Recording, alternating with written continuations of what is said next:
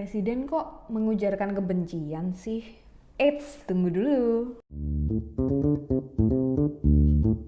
Nggak habis-habis ya ternyata pemberitaan tentang Pak Presiden dan juga keluarganya. Kemarin Pak Presiden Jokowi ini juga jadi sorotan media karena statementnya yang bilang kalau kita harus membenci produk dari asing. Ya bener banget, statement ini berasal dari pidato beliau saat membuka rapat kerja nasional yang diadakan di Kementerian Perdagangan. Dalam pidatonya itu, Pak Jokowi dengan tegas menyebutkan kalau kita harus mencintai produk-produk dalam negeri. Tapi itu aja nggak cukup, karena kita juga harus membenci produk-produk asing. Nggak tanggung-tanggung, selain itu Pak Jokowi ini juga meminta kepada Kementerian Perdagangan untuk menggaungkan hal ini. Cinta dan benci, cinta pada produk sendiri dan benci terhadap produk asing. Tentu hal ini menjadi perdebatan dan dibicarakan oleh banyak orang. Apalagi untuk mereka yang selama ini merasa tertindas karena kehadiran banyaknya seller asing.